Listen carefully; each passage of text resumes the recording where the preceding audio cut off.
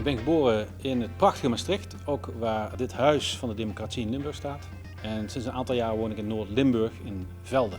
In mijn vrije tijd ben ik heel actief in het buitenleven, zoals het zo mooi heet. Ik wandel graag, ik doe graag aan mountainbiken. Ik was achter de schermen al best wel actief in de politiek. En dan begint het vanzelf een beetje te kriebelen. In het begin geef je wat meer advies.